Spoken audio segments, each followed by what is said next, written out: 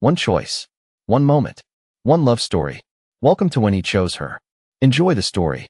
The strange thing about kindness, the old dishwasher once told Elena Hartwell, is that rich people usually expect it, and poor people usually need it.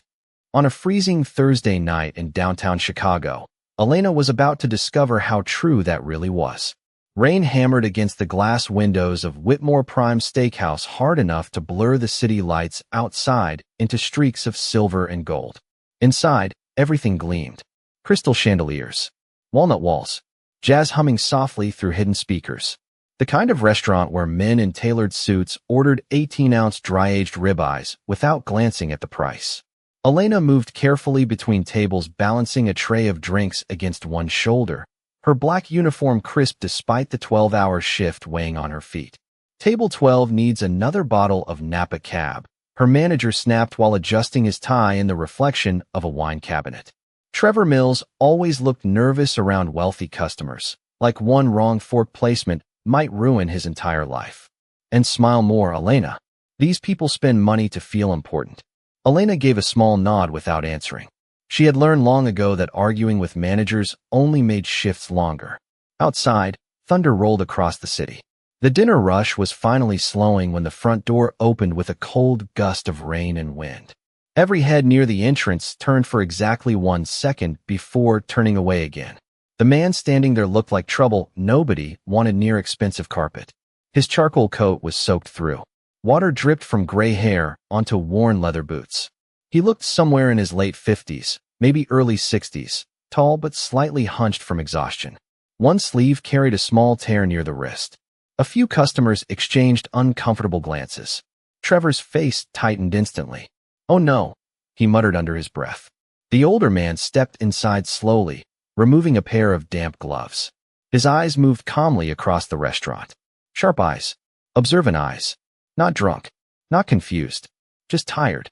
"Sir," Trevor said quickly, forcing a thin smile already laced with irritation, "I think there's been a misunderstanding. We're actually near closing." The man glanced toward half-empty tables. "Looks open to me." His voice was low and steady. Educated. Calm. Trevor shifted awkwardly. "This establishment requires reservations. I only need coffee." Trevor's fake smile disappeared completely. "There's a diner 3 blocks south." Elena watched the exchange while refilling water glasses nearby. Something about the older man felt wrong for the role he appeared to be playing. Even soaked in rainwater, he stood too comfortably, too confidently, like someone used to rooms paying attention when he spoke. One of the younger waiters whispered loudly near the bar, "Guy probably wants free heat." A couple at table 6 laughed quietly. The older man heard it. His expression never changed. That bothered Elena more than if he had argued. People who were truly broken usually reacted somehow. Anger, embarrassment, shame. This man simply observed. Trevor stepped closer toward the door. "Sir, I'm going to ask you to leave." Elena sighed softly before walking over. "I can take him," she said. Trevor blinked. "What?" "Table 22 is empty." Trevor lowered his voice immediately. "Elena, look at him." "I am looking at him. He's not buying a $70 steak." He said coffee. Trevor rubbed his forehead dramatically. "This is exactly why people take advantage of you." Elena ignored him and looked toward the older man instead. "Would you like regular or decaf?" For the first time since entering the restaurant, the man looked surprised. "Very slightly." "Regular," he answered. "Black." "Follow me." Trevor stared at her like she had personally insulted capitalism. Elena grabbed a clean towel from the service station and placed it gently on the table once the man sat down near the window overlooking rain-soaked Michigan Avenue. "For the coat," she said quietly. "Chicago weather's trying to kill everybody tonight." Something almost like amusement flickered briefly in his eyes. "Is that the official restaurant greeting?" "Only for customers who survive the monsoon outside." That earned the faintest smile. Elena walked back toward the kitchen while Trevor hissed behind her. "You realize homeless people scare away paying customers?" "Funny," Elena replied calmly, pouring fresh coffee into a ceramic mug. "Because the paying customers seem far scarier tonight." A cook nearby snorted, trying not to laugh. Trevor glared at both of them before storming away. Elena returned to the table carrying coffee and a small plate with 2 warm dinner rolls left from the kitchen. "I didn't order food," the man said. You didn't order hypothermia either, but life gets creative sometimes. She placed the plate down anyway. Up close, she noticed more details. His hands were clean despite the rough coat. His posture straight despite obvious exhaustion. And on his wrist beneath the damaged sleeve sat the unmistakable edge of a very expensive watch. Not flashy. Worse. Subtle wealth. The kind only serious money recognized. Interesting. You always rescue strangers from storms? He asked. Elena shrugged lightly. Only the dramatic-looking ones. Another small smile appeared before disappearing just as quickly. Outside, lightning flashed across the skyline. Inside, the restaurant glowed warm and golden around them. For several quiet seconds, the older man simply held the coffee cup between his hands like he had not been warm in a very long time. Elena started to walk away when he finally spoke again. Most people tonight wanted me gone before I even sat down. Elena looked back at him. Most people decide who matters in about 3 seconds. And you? I think hungry people should eat. Their eyes met briefly. Something unreadable passed across his face then. Not pity. Not gratitude exactly. Something heavier. Like memory. Elena gave him a small nod and returned to work unaware that the quiet man sitting alone by the rain-covered window was Callum Whitmore, billionaire founder of the very restaurant surrounding them. And that for the first time in years, he had just met someone who treated him like a human being before knowing he was worth $11 billion. By 8 o'clock the next morning, the storm had disappeared, but Callum Whitmore was still thinking about the waitress with tired eyes and an irritating ability to make him feel human again. Sunlight spilled across the skyline outside the penthouse windows of the Whitmore Tower as executives filled the long glass conference room, carrying tablets, reports, and expressions carefully trained to flatter billionaires. Normally, Callum barely noticed them. But today, while a regional director nervously explained quarterly projections for Midwest restaurant performance, Callum stared instead at a single receipt resting beside his coffee cup. 1 black coffee. Complimentary dinner rolls. Server, Elena Hartwell. Sir, the executive asked carefully. Did you hear the labor efficiency recommendations? Callum looked up slowly. Your proposal involves cutting employee meal reimbursements during winter. Only temporary reductions. For workers earning $14 an hour. The room went silent. Nobody liked when his voice became calm. Calm was expensive. The executive adjusted his tie awkwardly. It increases margins by almost 2%. Callum leaned back in his chair. Interesting. Then after a pause he added quietly. Tell me something. If you skipped lunch every day for a month, would 2% improve your quality of life? Nobody answered. They never did. 40 minutes later, the meeting ended with several terrified executives carrying revised instructions and damaged confidence out of the room. Callum remained behind staring at Chicago below him. Thousands of people moving through streets. Rushing. Working. Surviving. Most of them invisible. The memory of Elena placing coffee in front of him without judgment returned again unexpectedly. She had not looked at him like a billionaire. She had looked at him like a wet man who needed warmth. That difference bothered him more than it should have. By noon he was back inside Whitmore Prime Steakhouse wearing the same worn coat from the night before. This time he added a faded baseball cap and drove himself in an old Buick from the company's storage garage instead of arriving in one of his usual cars. The hostess blinked when she recognized him. Not recognized him. Just recognized the difficult weatherman from yesterday. Back. Again? She asked carefully. The coffee survived the storm. She laughed softly before seating him near the back corner. Elena appeared carrying a pot of coffee and stopped mid-step when she saw him. Well, she said, raising one eyebrow slightly. Either life is getting better or you are becoming emotionally attached to our coffee. Still cheaper than therapy. That bad, huh? You have no idea. Elena poured coffee into his mug. Regular. Black. Consistent. I respect that. As she turned away, Callum noticed several employees glancing toward him with visible annoyance. One busboy muttered something under his breath about people camping tables without spending money. Another waiter rolled his eyes dramatically while polishing silverware. Elena ignored all of them. You eating today? She asked over her shoulder. Depends how expensive surviving is. Soup special is $9.95. What if I only have $8? Elena pretended to think seriously. Then inflation is officially becoming rude. Callum almost smiled. Almost. 2 tables away, Trevor watched the interaction with visible irritation. Around 2 in the afternoon, the lunch crowd thinned enough for the restaurant to quiet down. Elena noticed the older man studying the room carefully between sips of coffee. Not like a customer, more like someone mentally grading everything. Strange details kept bothering her. His posture, his vocabulary, the expensive silver pen clipped inside a coat that otherwise looked ready for retirement. And the watch. That watch definitely did not belong to a struggling man. She finally walked over holding a tray of fresh silverware. "Okay," she said quietly. "I need to ask something." Dangerous words. That watch. Callum froze for half a second before looking down casually. "What about it?" "Either you robbed a Swiss banker," Elena said calmly, "or somebody lied to you at a pawn shop. It is fake." "Really? Really?"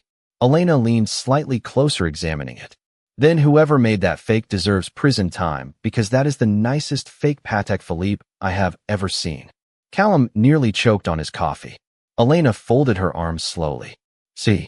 That reaction? Right there." "What reaction?" "The rich person panic." "I do not know what that means." "Sure you do." Her eyes narrowed with quiet amusement. "People with money always think nobody notices their expensive toys until somebody does. And you notice? I work in a steakhouse where men spend $600 to impress people they secretly hate. Observing rich people is basically free entertainment." For the first time in months, maybe years, Callum laughed out loud. A real laugh.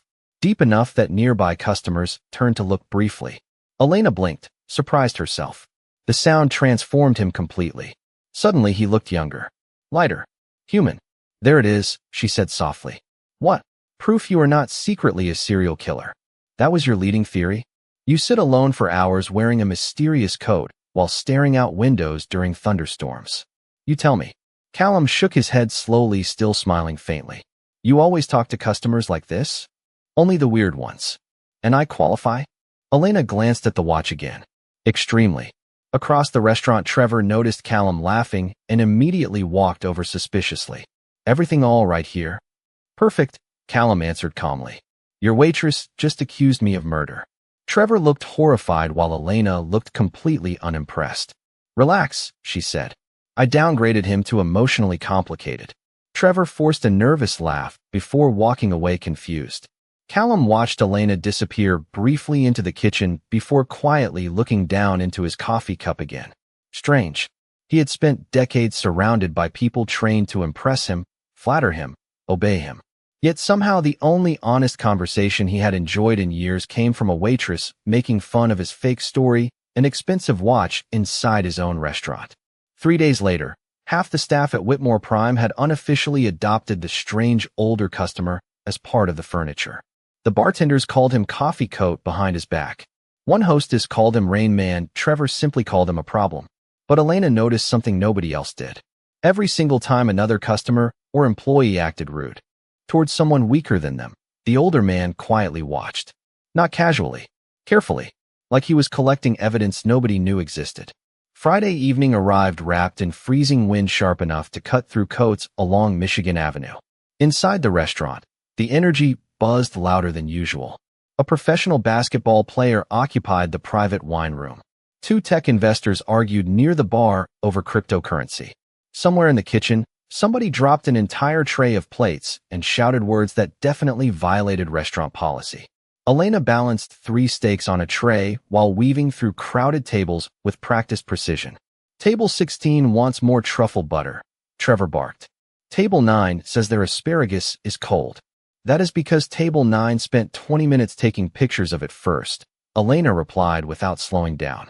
Nearby, Callum sat at his usual table by the window sipping coffee while pretending to read an old newspaper he had not turned a page in for 20 minutes. He watched Elena move through chaos with astonishing calm. No fake smiles. No dramatic flirting for tips. Just competence. Quiet competence. The rarest kind. A loud voice suddenly cut across the restaurant. "Hey, sweetheart." Elena closed her eyes briefly before turning toward a man in an expensive navy blazer seated near the center dining room. Mid-40s. Loud watch. Louder ego.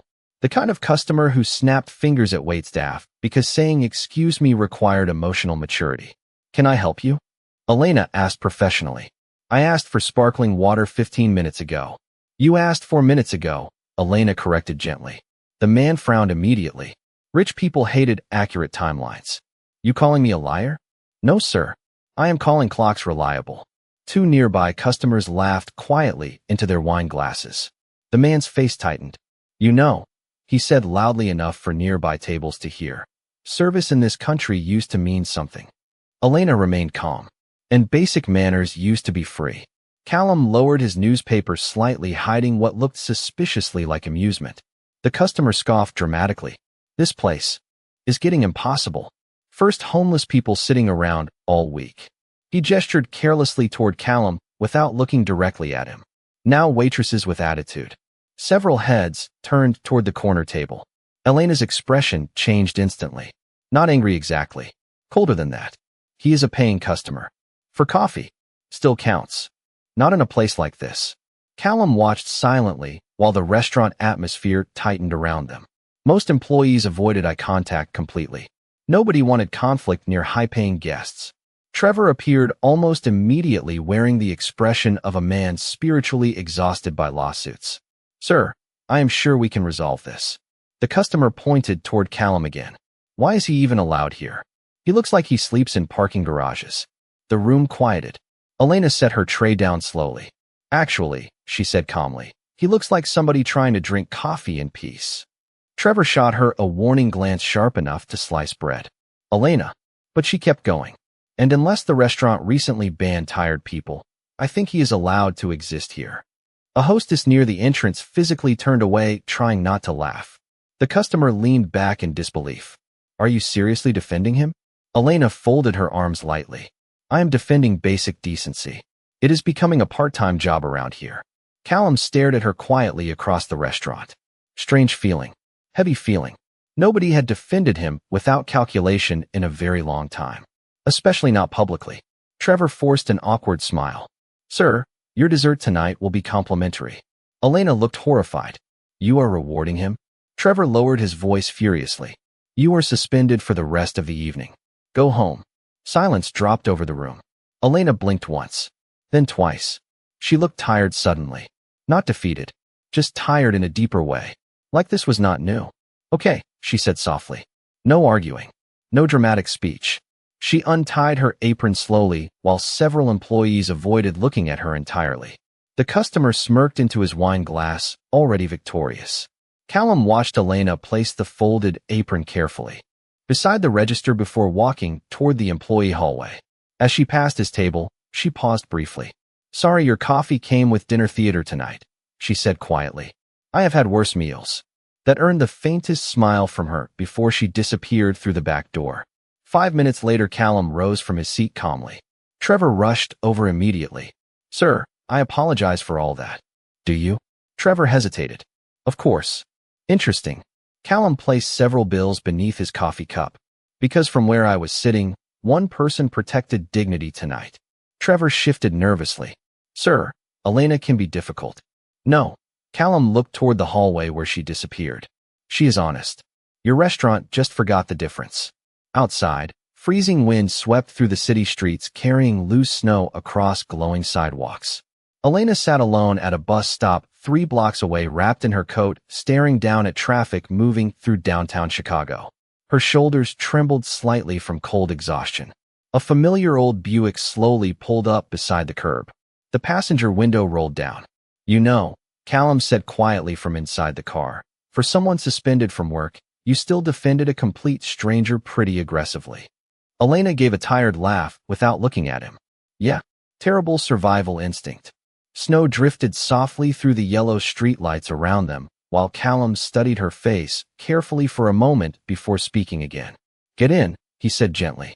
I know a place nearby with better coffee. Elena stared at the old Buick through the drifting snow for several seconds before opening the passenger door cautiously.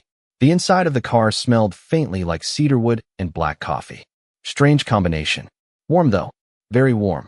This is either incredibly kind, she said while fastening her seatbelt, or the beginning of a true crime documentary. Callum pulled away from the curb slowly. That depends. Do documentaries usually involve decent coffee? Usually disappointing coffee and poor life choices. A quiet laugh escaped him again. Elena noticed he laughed more now than when she first met him, like something inside him had started thawing. Downtown Chicago glowed around them in blurred reflections across wet streets. Snow swirled beneath streetlights while bundled pedestrians hurried along sidewalks carrying grocery bags and exhaustion. For several blocks, neither of them spoke. Oddly, the silence felt comfortable.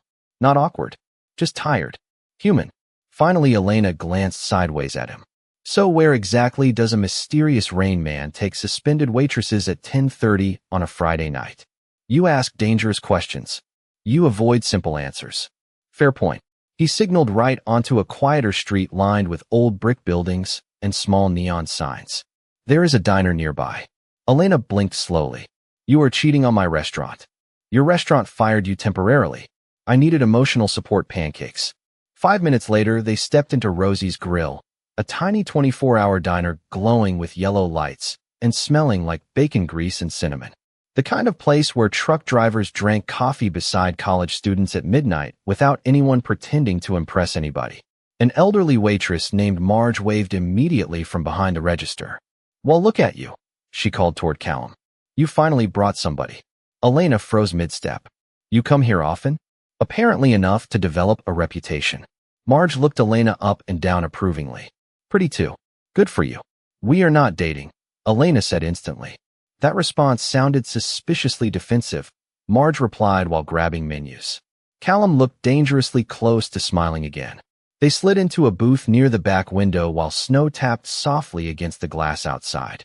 A tired waitress refilled coffee nearby while an old Frank Sinatra song drifted quietly through overhead speakers. Elena wrapped both hands around the warm mug Marge placed in front of her. Okay, she said carefully. Real question. Oh. How does a struggling man know the owner of this diner by name? Maybe I am charming. You wear fake luxury watches and quote like a college professor. Charming stopped being believable 3 conversations ago. Callum stirred cream slowly into his coffee, even though she had never once seen him use cream before. Stalling. Elena noticed immediately. You are hiding something. Everybody is. True. She leaned back slightly. But most people are worse at it. Marge returned balancing 2 oversized plates. Pancakes, eggs, hash browns. Enough food to emotionally heal a small country. Elena blinked. I did not order all this. He did, Marge said cheerfully while pointing at Callum. And before you argue, honey, he already paid. Elena stared across the table. You do realize I can technically still buy my own dinner. I know. Then why pay? Callum looked down briefly before answering quietly. Because tonight somebody should take care of the person who spent all evening taking care of everyone else. That shut her up for exactly 4 seconds. Okay, she said softly. That was annoyingly nice. I have hidden depths. No. You have suspiciously expensive emotional intelligence. Outside the diner window, snow continued drifting through the city while warm light wrapped around the booth. Elena ate slowly at first, then faster once hunger overcame pride. Callum noticed immediately, but pretended not to. Another thing Elena noticed? He never once looked at his phone. Not once. Most men she served could not survive 6 minutes without checking stocks, emails, fantasy football, or women half their age on social media. But this man sat completely present.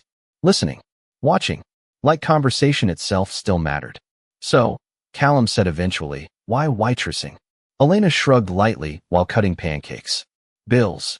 That is the least honest answer you have given me. She looked up surprised. You always interrogate women over breakfast food. Only the interesting ones. Elena stared at him carefully for a second before sighing softly.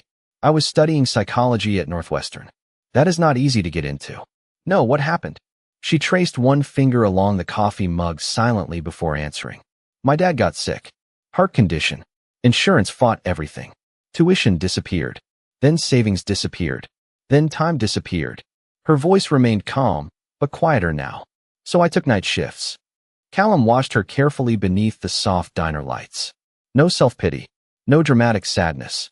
Just facts delivered by someone too exhausted to romanticize struggle anymore. Do you miss school? He asked. Elena smiled faintly. Every day. Silence settled gently between them for a moment. Not uncomfortable. Just heavy in the honest way good conversations sometimes become after midnight. Finally, Elena narrowed her eyes slightly. Your turn. That sounds threatening. It is. Nobody talks like you unless they either own companies or secretly escaped a European boarding school. Maybe both. See, that right there. She pointed at him with a fork. Normal broke people do not joke like that. Callum laughed softly into his coffee again. Elena shook her head, slowly watching him. You know what is weird? Probably several things. You never complain. About what? Anything. She leaned back against the booth. People with money complain constantly. Flights. Wine temperatures. Parking garages. Your whole life supposedly fell apart, and somehow you are still polite to exhausted waitresses. Callum looked out the window toward falling snow for a long, quiet moment before answering. Maybe losing things teaches you which parts of yourself matter. Elena studied his face carefully then. Something about that sentence did not sound rehearsed. It sounded lived. Outside, Chicago shimmered cold and silver beneath the storm, while inside the little diner on the quiet side of the city, two strangers kept talking long after midnight, completely unaware that neither of their lives would ever feel ordinary again after this winter. The next Monday morning, Whitmore Prime Steakhouse opened exactly at 11 o'clock. By 11:03, Trevor Mills was already sweating through his collar. Not because of customers. Because somebody from corporate headquarters had arrived unannounced before sunrise, asking questions nobody normally asked. Payroll records, employee complaints, tip distribution reports, kitchen overtime logs. The kind of questions that made dishonest managers suddenly believe in religion. Trevor forced a smile while following the sharp-looking corporate auditor through the dining room. Honestly, this location performs extremely well. Interesting, the woman replied while checking her tablet. Then why are your employee retention numbers terrible? Trevor blinked twice. Restaurant turnover is normal, not 48% higher than the company average. Meanwhile, 3 blocks away, Elena sat beside her father in a small cardiology waiting room, holding 2 stale vending machine coffees and trying not to calculate medical bills in her head. Her father looked tired but peaceful beneath fluorescent hospital lighting. You should be at work, he said quietly. Suspended, remember? Still ridiculous. Elena smiled faintly. Welcome to customer service. Across the room, a television played muted daytime news while rain tapped softly against the hospital windows. Her father glanced toward her carefully. You look happier lately. Elena looked down at her coffee. That is suspiciously observant. I raised you. Dangerous hobby. He smiled weakly before coughing lightly into a tissue. So who is he? Elena nearly choked on coffee. There is no he. MMHM. Seriously. Elena. Fine. She sighed dramatically. There is an emotionally confusing older man with fake poverty and suspiciously expensive emotional intelligence. Her father stared at her for several silent seconds. You know, he finally said. That sentence somehow raised more concerns instead of fewer. Back downtown, Callum sat alone inside a private office on the top floor of Whitmore Tower, watching security footage from the restaurant. Not because he enjoyed spying, because he needed truth without performance. And cameras rarely lied. He watched Elena handing leftover soup to the dishwasher after closing. Watched her quietly covering a busboy's cab fare during a snowstorm. Watched Trevor altering employee time cards after midnight, while staff cleaned the kitchen unaware. Watched servers forced to split tips unfairly while management blamed corporate policy that did not actually exist. By the time the final video ended, Callum sat very still in silence. Angry was not the right word. Disappointed fit better. Disappointment lasted longer. His assistant, Lauren, stepped carefully into the office carrying files. You were right. About what? The manager. She handed him documents. Anonymous complaints going back almost 18 months. Human resources never escalated them. Callum looked toward the city skyline beyond the windows. Gray skies. Cold rain. Endless buildings full of people trying to survive systems designed by strangers. And Elena Hartwell? Lauren smiled faintly. Interesting woman. She opened another file. Left Northwestern University during graduate studies. Top 10% academically. Multiple recommendations from professors. Why leave? Father's health declined. She picked up restaurant shifts while handling medical debt. Callum looked back down at the photograph clipped to the file. Elena outside a grocery store carrying too many bags while laughing at something somebody off camera said. Unposed. Unaware. Real. Anything else? Lauren hesitated. She volunteers twice a month at a youth counseling center on the south side. Callum frowned slightly. While working double shifts. Apparently. Silence settled over the office again. Finally, Lauren tilted her head carefully. You know most billionaires buy sports cars during existential crises. I am not having an existential crisis. You disguised yourself as a struggling customer and started emotionally bonding with a waitress over pancakes. Callum looked genuinely offended. The pancakes were excellent. Lauren laughed softly while gathering folders.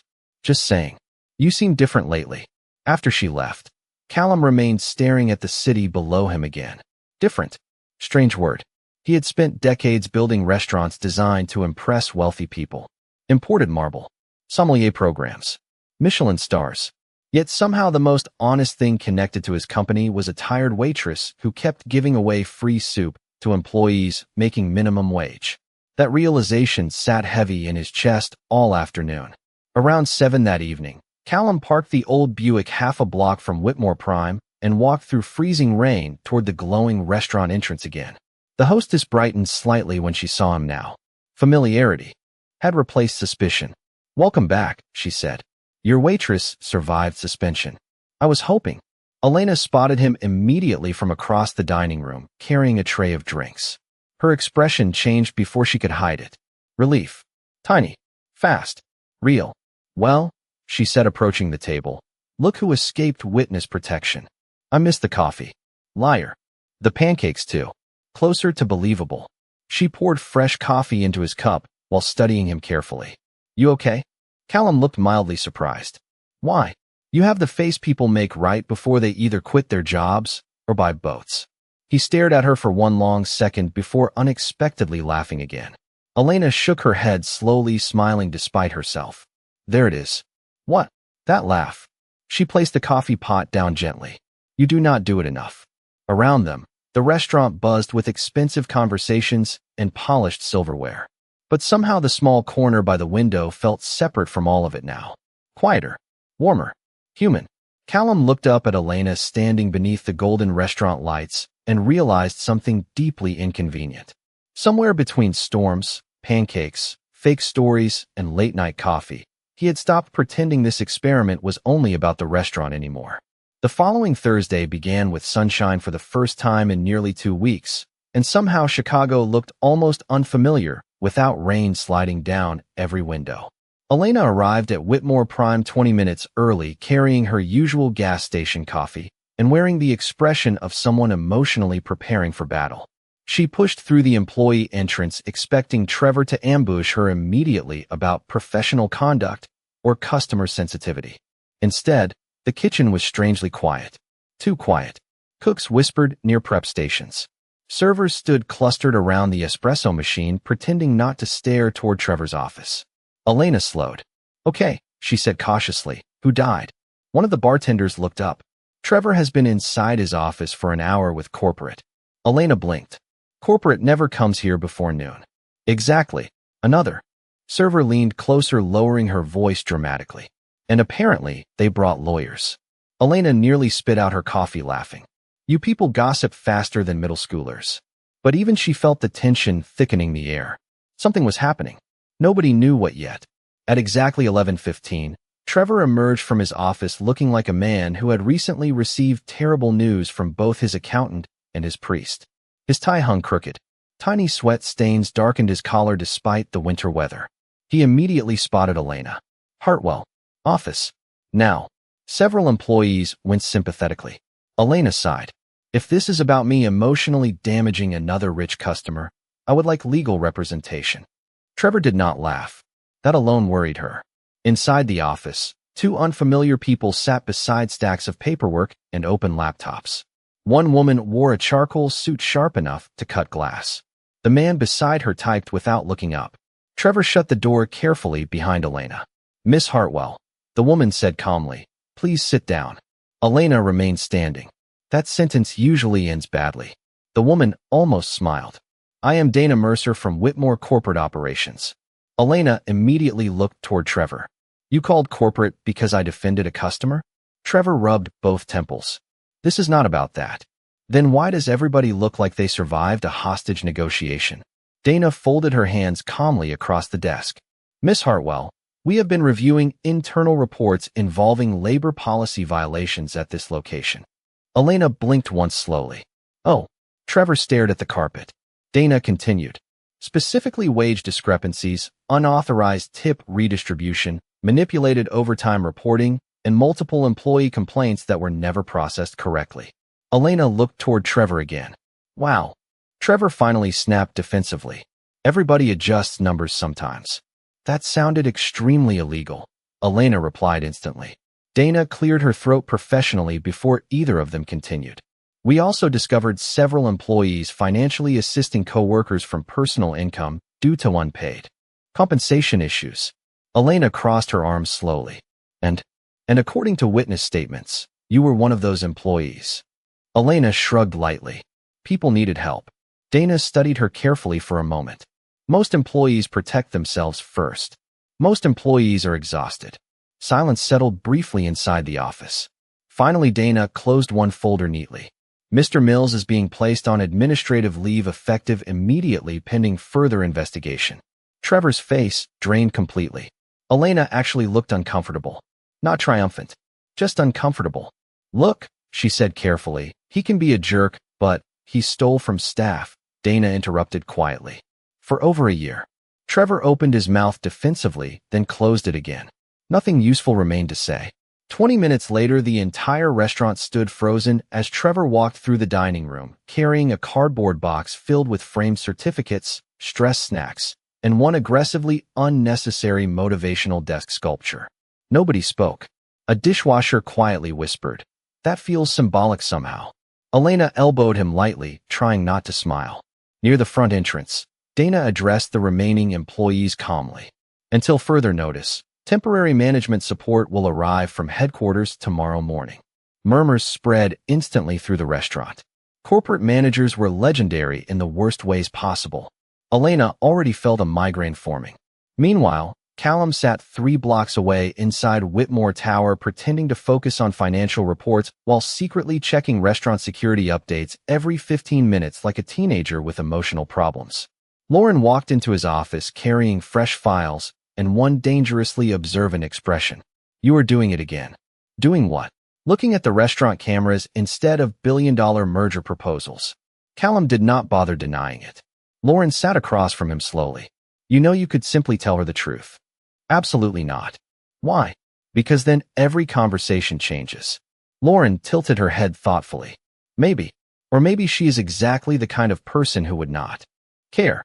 Callum looked down at the report in front of him without reading a single word. That is the problem. Later that evening, Elena stepped outside after closing carrying leftover soup containers wrapped carefully in paper bags. Across the street, the old Buick waited beneath glowing streetlights dusted with fresh snow. She smiled despite herself before walking over. Callum rolled down the passenger window. You are late. Some of us work for a living. Harsh. She climbed inside holding up one paper bag. I brought soup. Bribery. Maybe. They drove through quiet Chicago streets while soft jazz played low through the speakers. Finally, Elena glanced sideways at him. Trevor got fired today. Callum nodded slowly like the information surprised him much less than it should have. Elena narrowed her eyes immediately. You knew? Maybe I know things. That is becoming increasingly suspicious. She studied him carefully in the dashboard light. Who are you exactly? Callum kept his eyes on the road for a long moment before answering softly. Somebody who got very tired of watching decent people struggle while terrible people stayed comfortable. Elena looked at him quietly after that. Outside, snow drifted softly through the city while headlights reflected silver across frozen streets. Inside the old Buick, neither of them noticed how naturally silence had begun fitting between them now. Like two people slowly learning they no longer needed to pretend around each other. Monday morning arrived sharp and silver over downtown Chicago, the kind of cold that made people walk faster and smile less. Elena pushed through the front doors of Whitmore Prime balancing her usual gas station coffee and mentally preparing herself for another exhausting shift under temporary corporate management. Instead, she stopped dead in the middle of the entrance. Every employee in the restaurant stood completely frozen. Nobody moved. Nobody spoke. Even the kitchen somehow sounded quieter. Outside the massive front windows, a line of black luxury vehicles had just pulled up along the curb, one after another, like a scene from a political thriller. For glossy SUVs, 2 black sedans, 1 dark Rolls-Royce shining beneath the winter sunlight. Elena blinked slowly. Either somebody famous is here, she murmured, or Batman opened a steakhouse. Beside her, one of the bartenders whispered nervously, "Corporate executives." The front doors opened again. Men and women in tailored coats entered carrying tablets and leather portfolios while speaking quietly into headsets. Expensive shoes clicked against marble floors. Several employees immediately straightened posture like nervous soldiers before inspection. Then the final car door opened outside, and Elena felt the entire room shift. Callum stepped out wearing a charcoal overcoat perfectly fitted across broad shoulders, dark gloves, polished shoes, and the calm expression of a man entirely accustomed to powerful people waiting for him to speak first. No worn coat, no faded cap, no old Buick. The winter sunlight reflected against the silver watch Elena once accused of being fake. This time there was nothing fake about it. He looked taller somehow. Colder too. Not cruel. Just unreachable in the terrifying way wealthy people sometimes become when money turns them into institutions instead of humans. The hostess beside Elena made a tiny choking noise. "Oh my God," another employee whispered. "That is Callum Whitmore." Elena did not move. Her brain simply stopped cooperating for several seconds. Callum Whitmore, founder of Whitmore Dining Group, billionaire owner of every restaurant location across half the country. The man whose face appeared in business magazines near cash registers. The man she once accused of secretly being a serial killer over pancakes. The room exploded into motion instantly. Managers rushed forward. Employees straightened uniforms. Somebody in the kitchen dropped a tray loud enough to echo through the restaurant. Callum entered calmly while executives followed behind him. But his eyes found Elena almost immediately across the dining room. And for one strange second, the billionaire disappeared again. It was just him. Just Callum. Looking almost nervous. Dana Mercer stepped forward, addressing the staff clearly. "Good morning, everyone. Mr. Whitmore requested a full operational review of this location personally." Murmurs spread instantly. Personally. Elena still had not blinked properly. Her mind replayed every conversation from the past 2 weeks in horrifying detail. The fake watch joke. The emotional support pancakes. The serial killer comment. Dear God. Callum stopped several feet in front of her. Employees nearby looked ready to witness an execution. Elena stared at him, speechless for the first time since meeting him. "You," she finally said slowly, "own the restaurant. Technically several hundred restaurants. You lied to me." "Repeatedly," he admitted calmly. "That is somehow worse honesty." One executive nearby looked deeply uncomfortable. Another appeared seconds away from opening a stress management app. Elena folded her arms tightly, trying to process the last 2 weeks of her life. The struggling customer thing was fake. Not entirely. You drove a Buick. A very reliable Buick. You let me buy you soup. You seemed emotionally committed to the soup. A tiny laugh escaped one hostess before she immediately pretended to reorganize menus. Elena stared at him in complete disbelief. "I called you emotionally complicated." "Accurate. I accused you of fake poverty." "Also fair. I told you your fake watch deserved prison time." Callum nodded thoughtfully. That one hurt a little. Against all logic, Elena suddenly laughed. Full laugh. Bright enough that several employees visibly relaxed around them. Callum smiled immediately in response, like the sound physically mattered to him. Dana cleared her throat gently. "Mr. Whitmore would like to address the staff." The restaurant fell silent again. Callum stepped forward calmly, hands loosely folded behind his back. "Over the past 2 weeks," he began quietly, "I visited this restaurant anonymously because I wanted to understand what my company actually feels like to people without power." Nobody moved. What I discovered disappointed me. His voice remained calm, but heavy now. Employees underpaid. Managers protected instead of questioned. Decent people exhausted while dishonest people benefited. Several workers lowered their eyes immediately. Callum looked around the dining room. Slowly. "But I also discovered something else." His gaze settled briefly on Elena again. "Kindness still exists here. Integrity still exists here. Even when it costs something." The room stayed perfectly silent. Effective immediately, Wage corrections and compensation reimbursements will be issued company-wide where violations occurred. Employee assistance programs are expanding. Management oversight changes begin today. One dishwasher quietly whispered, "Holy hell." Nobody disagreed. Then Callum said the one thing Elena least expected. And none of this would have happened without Elena Hartwell. Every head turned toward her instantly. Elena looked horrified. Absolutely not. A few employees laughed softly. Callum almost smiled again. Miss Hartwell reminded me what this company was supposed to be before profit became louder than people. Elena looked down, briefly overwhelmed in a way she hated. Too much attention always felt uncomfortable. Finally, she looked back up at him quietly. So what now? Callum held her gaze for one long second beneath the warm restaurant lights. Billionaire. Waitress. No disguises left anymore. Now, he said softly, I hope you still agree to coffee with me even after discovering I technically own the pancakes. For the next 3 days, Elena Hartwell became accidentally famous inside Whitmore Dining Group. Not internet famous. Worse, corporate famous. Every manager suddenly knew her name. Executives smiled too politely at her during walkthroughs. Human resources representatives kept asking if she needed support resources, which sounded suspiciously like something people offered right before lawsuits. Elena hated every second of it.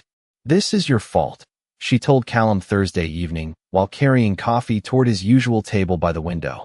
I did not ask to become a motivational poster for workplace ethics. Callum looked up from a stack of paperwork spread across the table. You are handling fame remarkably well.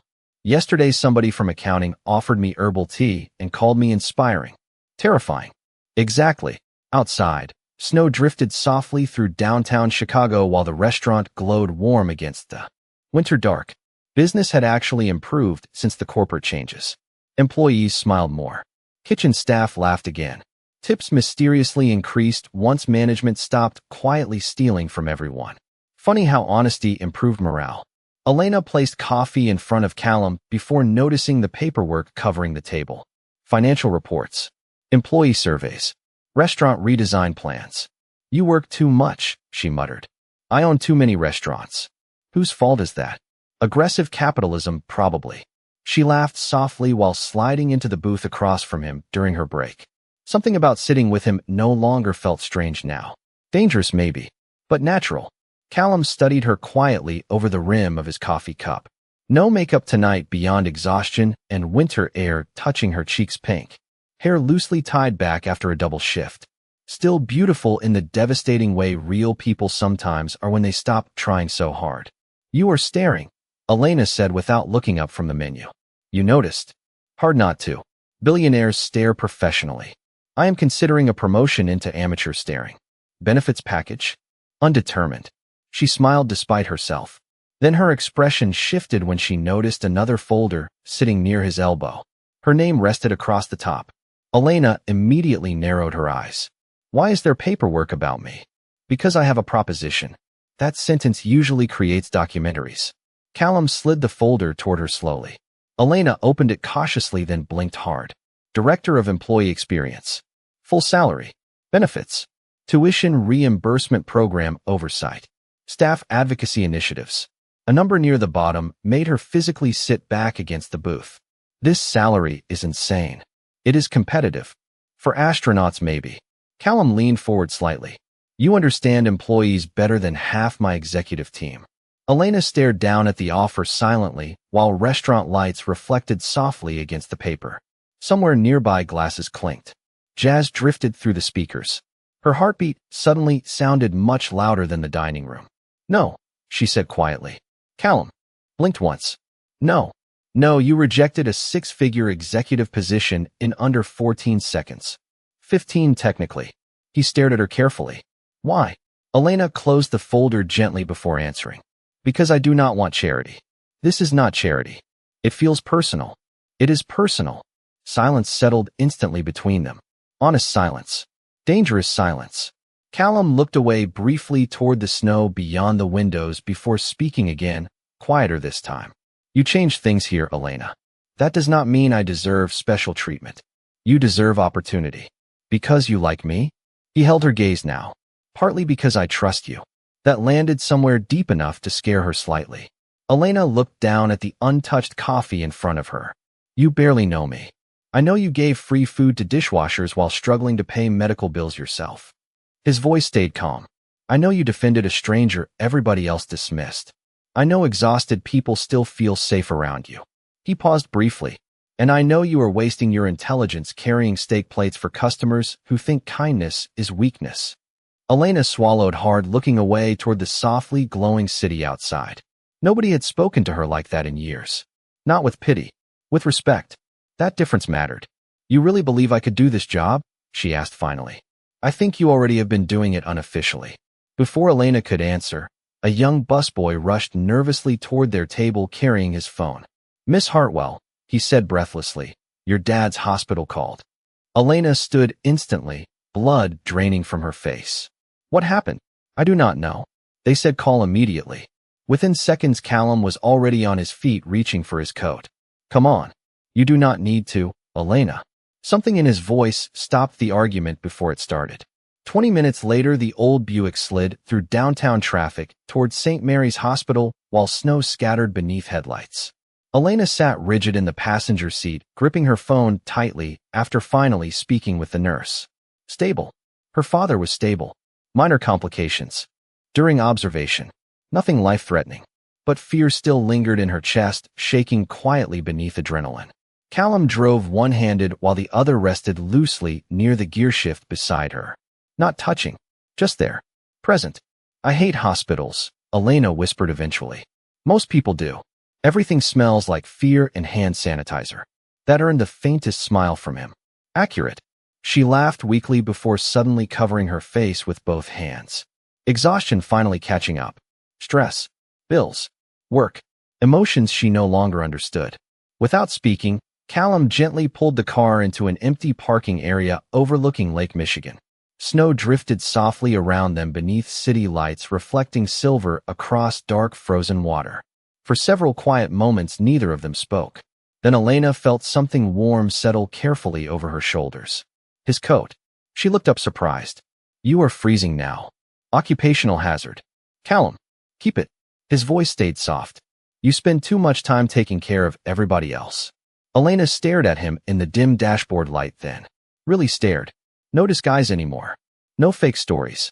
Just a tired billionaire sitting beside her in an old Buick offering warmth without asking for anything in return.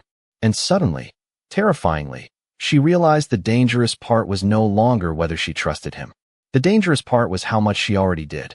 By early March, Chicago had finally begun softening around the edges.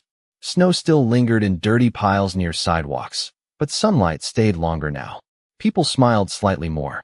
The city breathed differently when winter loosened its grip. Inside Whitmore Dining Group, changes moved fast.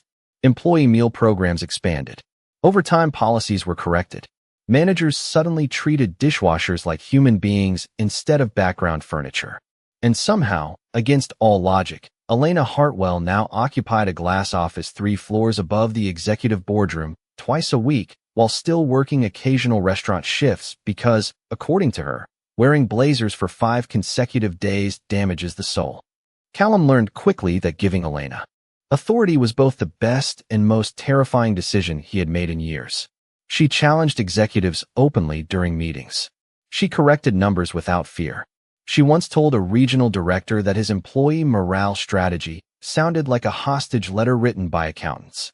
The director had not recovered emotionally, but employees loved her because she listened, really listened. One Friday afternoon, Callum stood quietly outside a conference room watching through the glass as Elena spoke with a nervous young hostess from another restaurant location. The girl looked overwhelmed.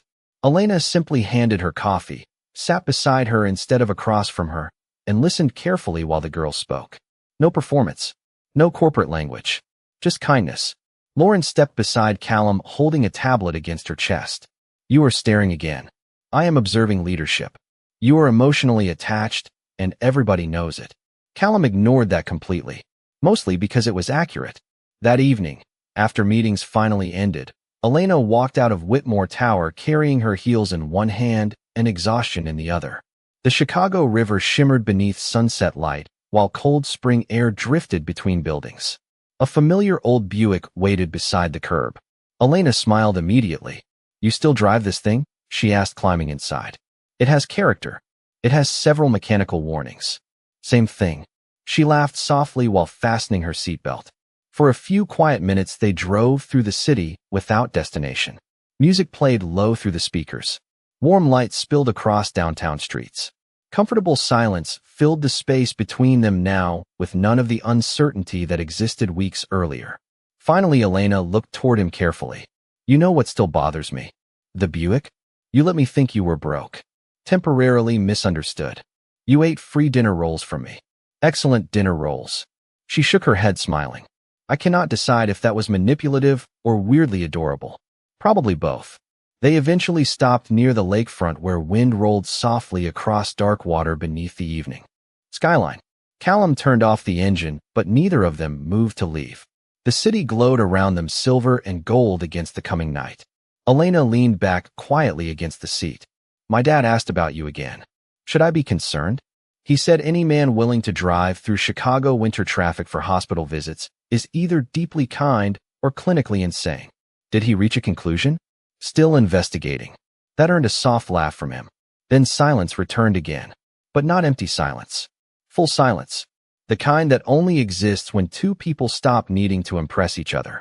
Elena looked out toward the water thoughtfully. You know what is strange? Several things probably. Before you, every rich person I met acted like kindness was some kind of business strategy. She glanced toward him softly. You were the first one who made it feel normal. Callum watched her carefully beneath the dim dashboard lights. That is because you met me before the money. The words settled quietly between them. Honest. Heavy. Elena lowered her eyes briefly. I think maybe that is why you scared me less. Outside, waves moved gently against the frozen shoreline, while distant traffic hummed through the city. Callum reached into the back seat and pulled forward a small paper bag. What is that? Elena asked suspiciously. Something for you. If this is another executive job offer, I am jumping into the lake. Relax. He handed her the bag carefully. Inside sat a simple framed photograph. Elena stared down at it, confused at first. Then her expression softened completely. It was from the restaurant security camera the very first night they met. Elena standing beside the table, near the window, placing coffee in front of a tired man wearing a soaked coat, while snow blurred the glass outside behind them. You kept this? She whispered. That night changed something. His voice stayed calm, but quieter now. For the first time in years, somebody looked at me and saw a person before they saw money.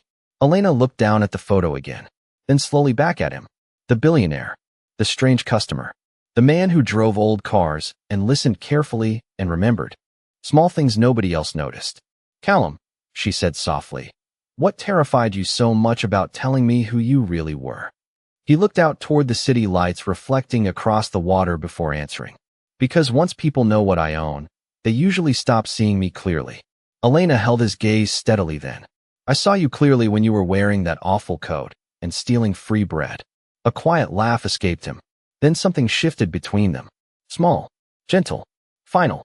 Callum reached over slowly and brushed one loose strand of hair behind her ear with careful tenderness, like he was still afraid she might disappear if he moved too fast.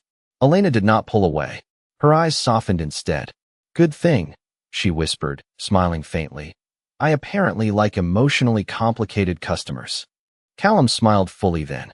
Not billionaire smile. Not polished executive charm. Just happiness. Real happiness. Outside, Chicago shimmered beneath the spring night, while inside the old Buick near the frozen lakefront, two people who met through a storm and a cup of coffee quietly fell in love without either of them needing to say the words out loud first. If this story touched your heart, please like, share this video, and let us know where you are watching from. And please subscribe to When He Chose Her for more emotional stories about kindness, dignity, and unexpected love. Your support helps us continue creating cinematic stories that remind the world that the quietest hearts often carry the greatest strength. Turn on notifications so you never miss our next unforgettable story.